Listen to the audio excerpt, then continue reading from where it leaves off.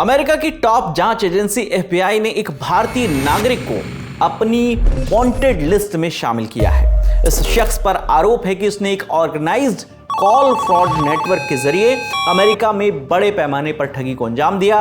FBI के मुताबिक ये नेटवर्क 2017 से 2021 के बीच एक्टिव रहा और इस दौरान दर्जन लोगों को निशाना बनाकर लाखों डॉलर की ठगी की गई।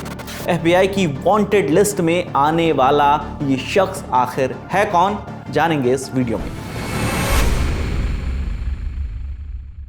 फेडरल ब्यूरो ऑफ इन्वेस्टिगेशन यानी एफबीआई के मुताबिक इस शख्स का नाम कल्पेश कुमार रसिक भाई पटेल है, जो कि गुजरात का रहने वाला है। एफबीआई ने बताया कि इस गिरोह का तरीका बहुत सोचा समझा था और इसमें लोगों को डराकर काम किया जाता था।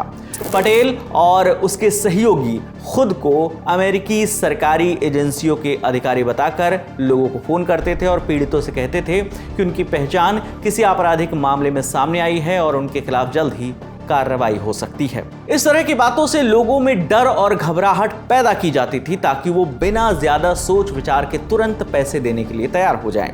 ये सब बिल्कुल वैसे ही हो रहा था जैसे भारत में डिजिटल अरेस्ट वाला स्कैम चलता है। एफबीआई का कहना है कि आरोपी पीड़ितों पर इतना दबाव बनाते थे कि वो खुद को कानूनी मुसीबत से बचाने के लिए तुरंत पैसे दे देते थे। कई मामलों में लोगों से नगद रकम भेजने को कहा गया, जबकि कुछ मामलों में प्रीपेड डेबिट कार्ड खरीद कर उसकी जानकारी शेयर करने को कही गई। इस तरह के पेमेंट को ट्रेस करना मुश्किल होता है, जिससे जांच एजेंसियों के लिए अपराधियों तक पहुंचना और भी ज्यादा चुनौतीपूर्ण हो जाता है। जांच में यह भी सामने आया कि ठगी के पैसों को अलग अलग एड्रेस और मीडियम्स के जरिए इकट्ठा किया जाता था ताकि पूरी चेन को ट्रैक करना आसान ना हो। अधिकारियों का मानना है कि ये नेटवर्क कई अमेरिकी राज्यों में फैला हुआ था और इसका संचालन बेहद ही संगठित तरीके से किया जा रहा था। साल 2023 में इस मामले में कानूनी कार्रवाई तेज हुई। 22 जून 2023 को United states district court for the eastern district of Kentucky ने कल्पेश पटेल के खिलाफ गिरफ्तारी वारंट जारी किया। उसके खिलाफ मेल फ्रॉड और वायर फ्रॉड साजिश जैसे गंभीर आरोप लगाए गए हैं। अमेरिकी कानून में ये अपराध बेहद गंभीर माने जाते हैं और दोषी पाए जाने पर लंबी सजा का प्रावधान भी है। एफबीआई का कहना है कि कल्पेश पटेल फिलहाल फरार है और गिरफ्तारी से बचने के लिए लगातार अपनी लोकेशन बदल रहा है। एजेंसी को शक है कि वो अमेरिका के इलिनॉइस और पेंसिल्वेनिया के बीच कहीं रह रहा हो सकता है, हालांकि उसकी एग्जैक्ट लोकेशन फिलहाल कंफर्म नहीं हो पाई है।